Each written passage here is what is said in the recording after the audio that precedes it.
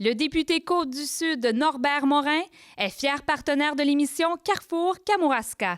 Bureau à Saint-Pascal, 418-492-7730. La MRC de Kamouraska est un carrefour multiservice au service des citoyens. Elle protège et met en valeur nos ressources tout en appuyant financièrement la créativité et l'audace d'ici. 235 rue Rochette, Saint-Pascal, 418-492-1660. Cette émission est une présentation de la télévision communautaire du Kamouraska. Carrefour Kamouraska a été créé pour vous informer sur les projets des 17 municipalités du Kamouraska, tout ça dans l'optique d'un développement régional accompagné d'invités issus de nos différents milieux.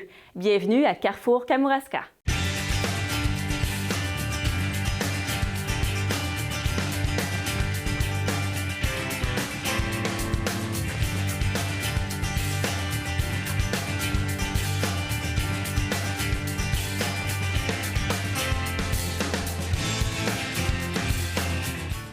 Le Kamouraska est reconnu pour ses paysages majestueux et ses couchers de soleil sont même répertoriés parmi les plus beaux au monde selon le National Geographic.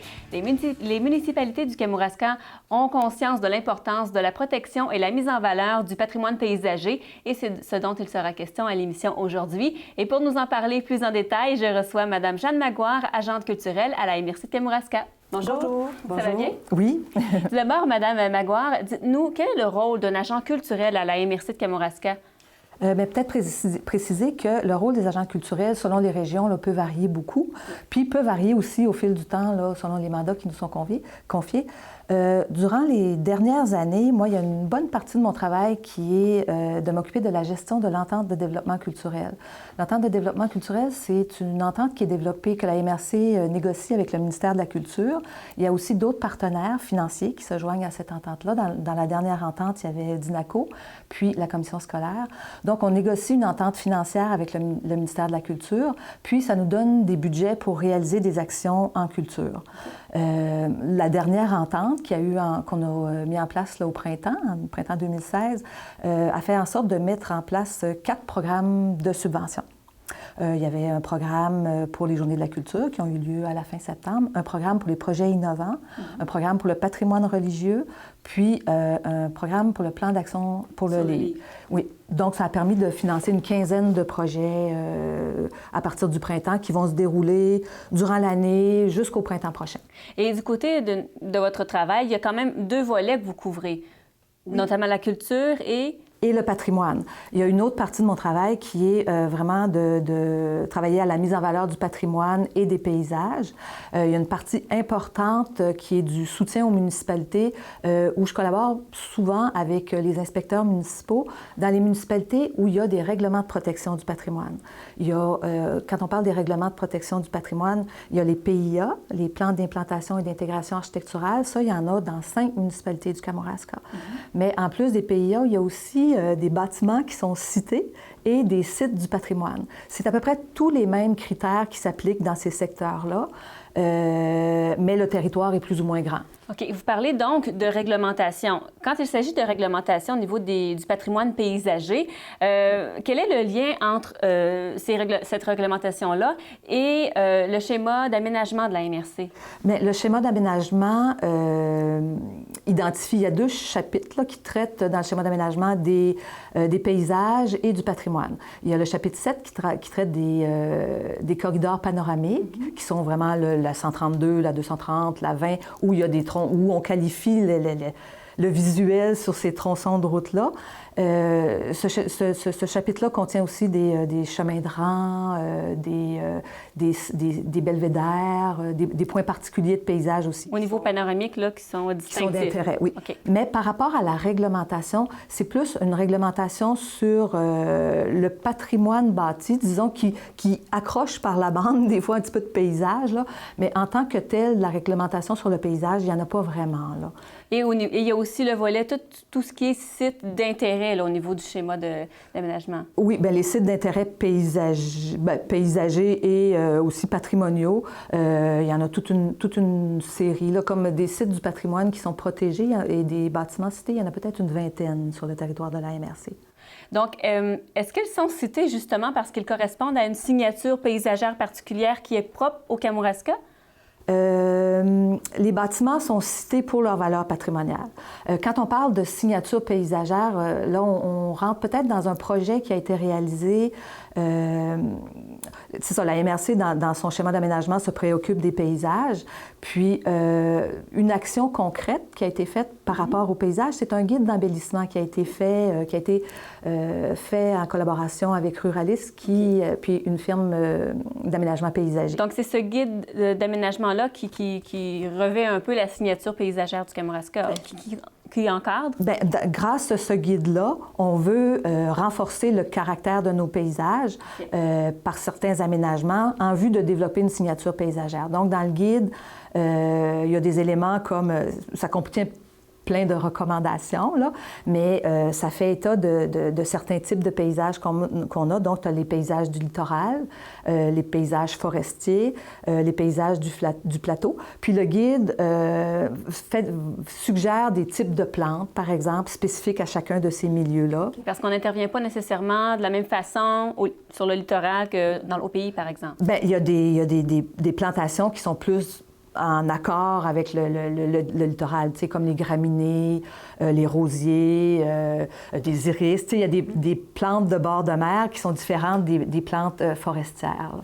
Le guide aussi, il est intéressant. Ce guide-là est disponible sur le site Internet, puis ça peut être intéressant pour autant monsieur, madame, tout le monde que les responsables de comités d'embellissement, même de comités de développement. Donc, il y a des recommandations sur les plantes pour les types de paysages, mais il y a aussi des recommandations d'aménagement. Comment positionner le mobilier, des éléments à surveiller par rapport à l'affichage, par rapport au stationnement, comment aménager les stationnements.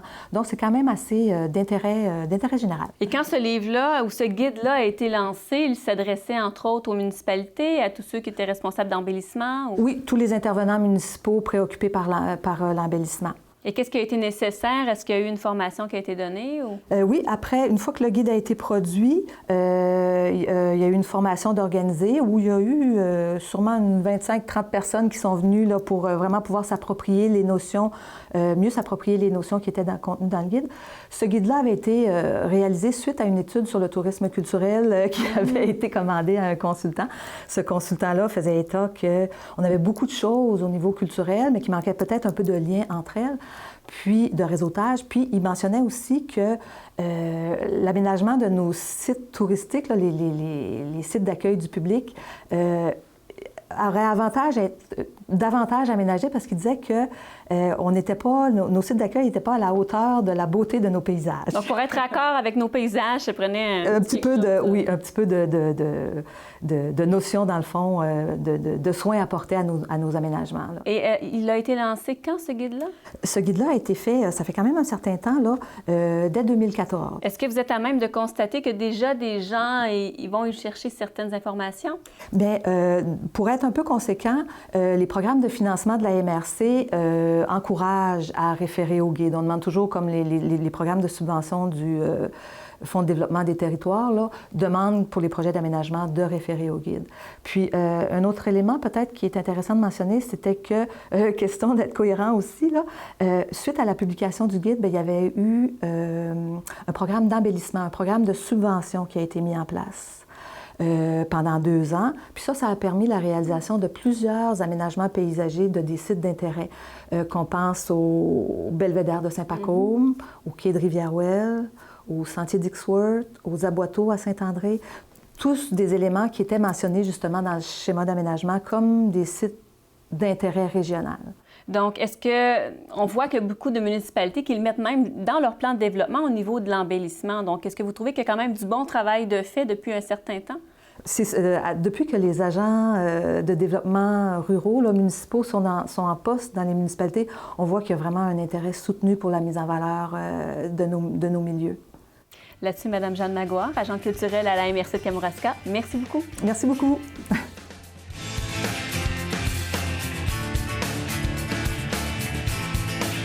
Le Kamouraska peut se vanter d'avoir sur son territoire un centre d'expertise et d'animation du patrimoine qui fêtera bientôt 15 ans. Pour nous en parler, je reçois Mme Dominique Lalande, directrice générale de Ruralis. Bonjour. Bonjour. Bonne fête à l'avance. Merci. Ruralis compte plusieurs grands prix, si je peux dire ainsi, notamment le Grand Prix de la ruralité catégorie Excellence et Innovation décerné par le Mamro à l'époque en 2013. Vous avez été également lauréat pour le prix d'excellence en interprétation du patrimoine décerné par l'Association québécoise des interprètes du patrimoine en 2013. Également lauréat pour le mérite Ovation municipale catégorie Environnement et développement durable décerné par l'Union des municipalités du Québec en 2012. Vous êtes vraiment unique au Québec? Oui, absolument. On est un centre d'expertise et d'animation en patrimoine, donc on est assez unique parce qu'on travaille sur différentes facettes du patrimoine, puis on essaie d'avoir une vision intégrée de tout ça. Alors, quand on parle de différentes facettes, bien, on parle, par exemple, de patrimoine bâti, de paysage, d'archéologie, de patrimoine végétal, d'aménagement paysager, de savoir-faire traditionnel. Donc, on essaie vraiment de travailler d'une façon globale sur le patrimoine. Au départ, est-ce que vous aviez tous ces volets-là chez Ruralis? Non, au début, on travaillait davantage sur les paysages, le patrimoine bâti, l'archéologie, et au fur et à mesure, étant donné qu'on a presque 15 ans d'existence, bien, on a plus d'expertise, on rayonne davantage et on rayonne pas mal au Québec, là, en dehors des frontières du Bas-Saint-Laurent même. Et au départ, la mission de l'organisme, est-ce que c'est toujours la même que celle d'aujourd'hui? Oui, c'est vraiment d'accompagner les municipalités, les organismes, les gouvernements dans la conservation et la mise en valeur du patrimoine. Donc, c'est vraiment donner des services conseils et puis vraiment de les appuyer dans leur démarche en termes de conservation puis de mise en valeur. Au niveau de la mise en valeur des paysages, puisque c'est ici c'est pour ça qu'on est ici aujourd'hui, quels sont les services offerts par Ruralis? Bien, en fait, on fait des caractérisations de paysages. On a fait on a fait des études dans tout le Bas-Saint-Laurent. Rappelez-vous, il y a quelques années, la problématique du développement éolien dans le Bas-Saint-Laurent. Donc, on a fait des études pour la Conférence régionale des élus à l'époque sur comprendre c'est quoi un paysage pour mieux intervenir, pour mieux les préserver et pour faire la mise en valeur. Pour quelles raisons? Est-ce que ça venait enlever quelque chose de... J'imagine. Bien, parce qu'on ne connaissait pas c'est quoi la valeur des paysages. Hein? Comment un paysage, bien, ça peut être tout et n'importe quoi. On a de la misère à comprendre. Puis nous, on travaille beaucoup dans une perspective de l'humain, de la qualité de vie. Donc, il fallait comprendre c'est quoi nos paysages, c'est quoi notre valeur, c'est quoi nos plus beaux paysages. Puis on a donné beaucoup de recommandations sur comment les préserver et faire la mise en valeur. Avec ces années-là, bien évidemment, on a développé notre expertise. On est allé aussi dans des études d'impact au niveau du développement éolien, donc avec des firmes d'ingénieurs. On est allé aussi à l'extérieur, la MRC d'Autrey, Port-Neuf, Charlevoix aussi. Donc, on a vraiment développé notre expertise et au fil des années, bien évidemment, cette expertise-là est de plus en plus reconnue. Et aussi, dernièrement, bien aussi, on travaille vraiment sur l'aménagement paysager. Donc, c'est pas juste connaître théoriquement un paysage, mais comment mieux intervenir en termes d'aménagement sur un site en intégrant la valeur paysagère. Donc, vous parlez de le patrimoine paysager dans lequel ressort notamment la géographie. C'est plutôt ça, d'habitude, qui nous vient en tête quand on parle de paysage. Donc, il y a toute une démystification à faire, là. Oui, absolument. Il y a la question de géographie, parce que pour comprendre comment est formé les paysages, oui, il y a la question de la géographie, il y a la question de la géomorphologie, comment est arrivé justement nos petits cabourons. L'archéologue qui parle, hein, c'est ça? Cabourons mais il y a le facteur humain.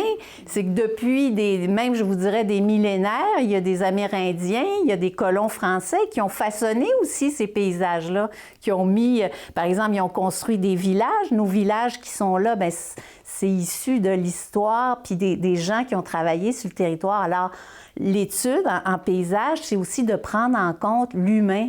Et l'humain, jusqu'à nos jours, là, je veux dire, au 20e siècle, l'agriculture façonne aussi les paysages, les activités qu'on fait, de l'industrie. Ailleurs, ça va être les fameux ports méthaniers, tout ça. Bien, ça a un impact sur les paysages. Donc, il faut les connaître peut-être pour mieux intervenir. Il y a beaucoup de variables à connaître, donc on n'est pas tous experts en la matière. C'est pour ça que Ruralis existe. Et au niveau de l'éducation, parce qu'on comprend qu'il y en a beaucoup à faire, est-ce que chez les jeunes, il y a quelque chose qui est fait avec Ruralis aussi? Oui, absolument. On participe, par exemple, au projet Enseigner le Kamouraska, que vous connaissez. Donc, dans les ateliers, on parle de paysage et on parle de patrimoine bâti et de patrimoine en général. Donc, on travaille aussi au niveau scolaire aussi des enfants, parce que ça commence par là aussi beaucoup. Et il faut les connaître, justement. En fait, il faut connaître ce patrimoine paysager-là. C'est pour ça que Ruralis, j'imagine, a fait un inventaire de tout ça au Kamouraska. Oui. Fait que depuis, en fait, 2004, on a travaillé au Kamouraska. On a développé une méthodologie, puis on a caractérisé les paysages du Kamouraska. Puis on a fait un gros forum régional à la Pocatière en 2004. Là, ça me... ça me fait des années retour en arrière. Mais après ça, on a développé aussi, on a un gros projet qu'on a fait il n'y a pas si longtemps, il y a à peine en 2013. On a repris cette étude-là qu'on avait faite en 2004 pour la faire à jour. Puis là, le fait qu'on travaillait sur la caractérisation des paysages, ce qui nous manquait, c'est le regard des citoyens. OK. Alors, ce qu'on a fait, c'est qu'on a développé un projet, puis on a fait des consultations citoyennes dans différentes municipalités du Kamouraska pour connaître c'est quoi, vous, les plus beaux paysages. Parce que nous, on avait un regard, je dirais, entre guillemets, professionnel. On arrive avec notre regard, notre connaissance, mais pour les gens, au niveau de leur émotion. Leur site d'intérêt à eux, dans le fond. Oui, absolument. Donc, on a pu inventorier avec des ateliers, avec des cartes, tout ça. On a travaillé avec les citoyens pour savoir exactement c'était quoi pour eux, leur paysage remarquable. Et quels sont certains de ces paysages qui ont ressorti? Bien, entre autres, il y avait les paysages de Rivière-Ouelle, la pointe aux Orignaux, puis la pointe aux Iroquois, c'est ça, en bas, qui fait en sorte que quand on arrive en haut de la butte, quand on arrive près on fait un « wow », là. Puis on ne sait pas pourquoi on fait un « wow », mais ça aussi, ça s'explique aussi. Puis donc ça, c'était un paysage comme ça. Évidemment, les fameux aboiteaux de Saint-André, mais aussi dans le Haut-Pays, des fois les chutes près de Saint-Gabriel ou... Donc, il y a vraiment des points qui étaient des paysages qui ont été soulevés par les citoyens. Alors, nous, ce qu'on a fait, on les a toutes répertoriés. Puis, on avait un projet dans le cadre des paysages Kamouraska d'aller vers la désignation de paysages culturels patrimonial, qui est un nouveau statut de la loi sur le patrimoine culturel du ministère de la Culture et des Communications. Quel a été votre rôle, justement? Oui, bien, justement, on a demandé aux municipalités de Kamouraska s'ils voulaient faire partie d'un projet pilote. Alors, on a fait le tour à la table des préfets et tout ça, et la municipalité de Rivière-Ouelle a accepté justement de lever la main. Oui, de lever la main et de faire tout le travail avec nous et que nous, on les accompagne dans cette démarche-là. Et ça a été un franc succès. Donc, ce projet-là, on a accompagné la municipalité de Rivière-Ouelle. Et comme vous le savez, au bout de ça, bien, le projet a été accepté évidemment par le ministère. Il y a toute une démarche qui s'est faite, consultation citoyenne, caractérisation et tout ça. Et ça a été déposé au ministère de la Culture. Et là, c'est en cours d'analyse. Et on est très fiers avec la municipalité de Rivière-Ouelle qu'on a gagné un prix paysage mention spéciale pour toute cette démarche-là et l'originalité et l'ampleur de cette démarche-là. Donc, pour nous, on est très fiers d'avoir eu ce prix-là conjointement avec la municipalité de Rivière-Ouelle. Là-dessus, Mme Dominique Lalande, nous aurions pu en discuter encore longtemps. Il faudra vous réinviter. Avec Absolument. plaisir. Merci beaucoup. Merci.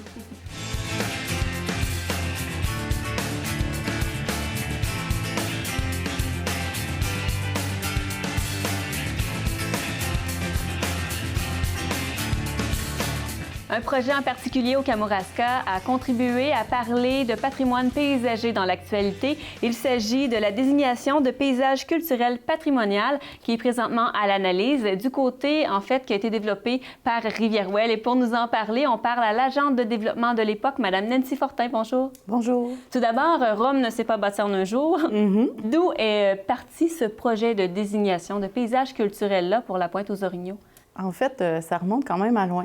Parce que, on va dire qu'il est né, le projet, avec la création du plan de développement durable 2012-2016 de la municipalité, dans lequel on retrouve les objectifs de mettre en valeur nos secteurs d'intérêt à Rivière-Ouelle. Donc, en 2013, quand on est arrivé pour faire la mise en valeur à la Pointe-aux-Orignaux, on s'est rendu compte qu'on n'avait pas assez d'informations. Donc, on est allé chercher une subvention près du ministère de la Culture qui nous a aidés à pouvoir faire une étude de potentiel patrimonial, patrimoine bâti, paysage et archéologique de la Pointe-aux-Orignaux. Fait que cette étude-là s'est faite à l'automne 2013, début 2014. Et qu'est-ce qu'a nécessité cette étude-là comme recherche, comme documentation? Est-ce que ça dépassait, j'imagine, les capacités de la municipalité, l'expertise, en fait? En fait, oui, on a engagé Ruralis qui a réalisé ce projet-là, dans le fond, cette étude-là, qui nous ont redonné un rapport avec des cartes, des photos et des recommandations aussi, ce qui est bien important. Et on partait de loin dans cette étude-là. Pourquoi ça a été si nécessaire de partir d'aussi loin là, pour établir une étude sur le potentiel de la Pointe-aux-Orignaux? Bien, en fait, il fallait connaître l'histoire de cette pointe-là, qui est allé s'installer là, qu'est-ce qu'on y faisait d'hier à aujourd'hui, en fait, pour faire une bonne mise en candidature, mise en valeur, dans le fond. Il faut bien connaître notre territoire. C'est à partir de ça qu'on peut travailler, puis sans dénaturaliser le paysage, parce que pour nous, ça, c'était bien important.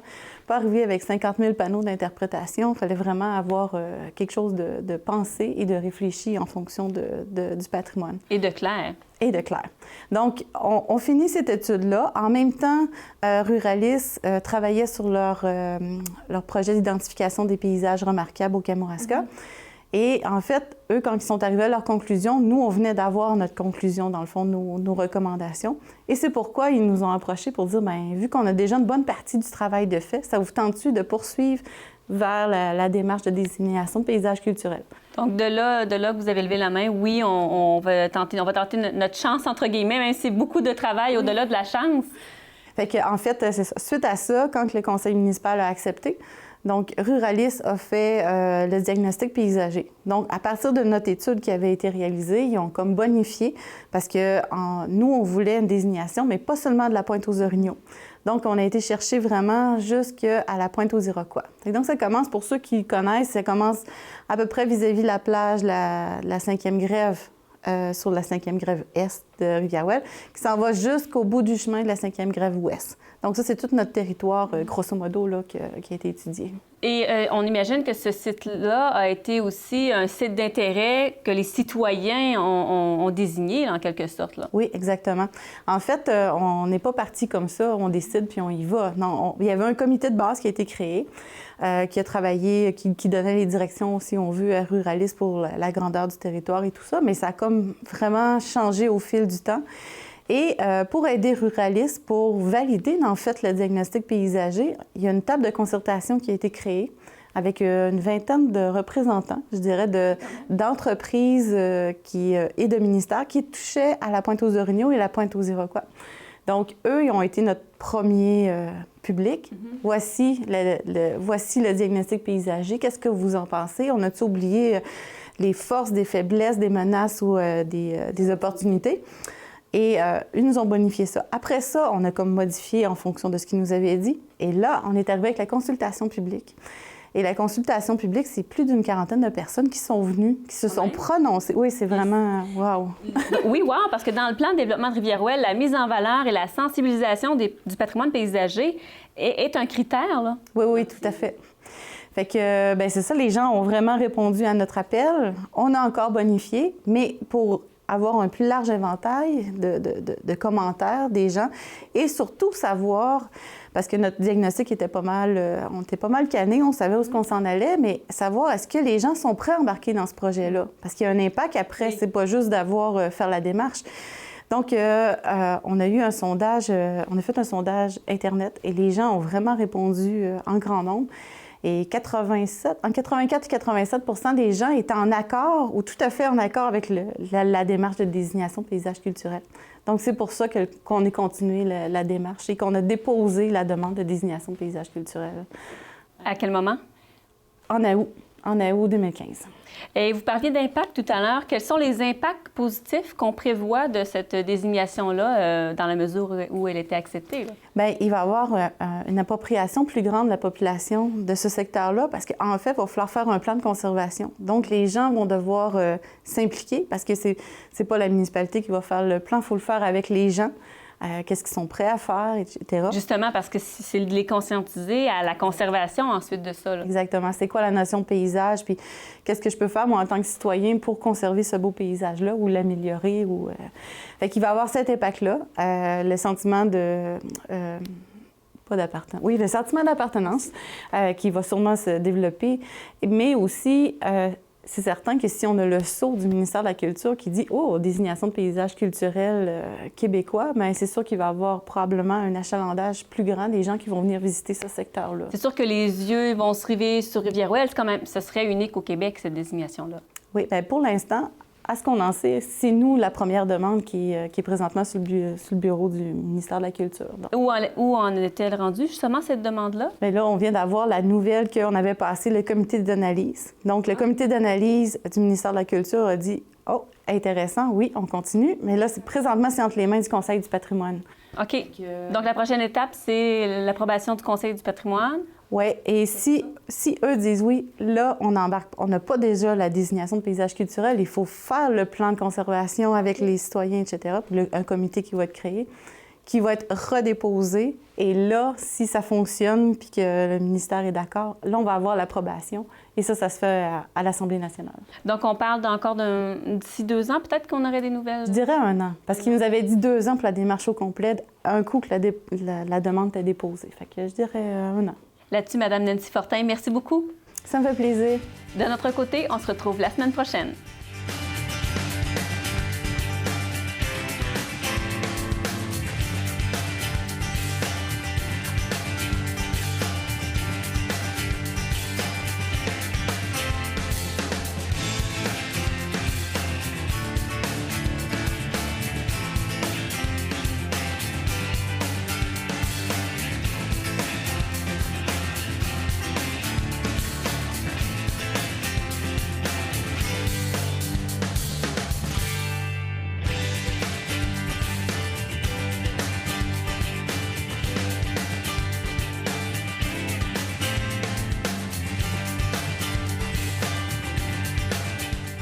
Le député Côte-du-Sud Norbert Morin est fier partenaire de l'émission Carrefour Kamouraska.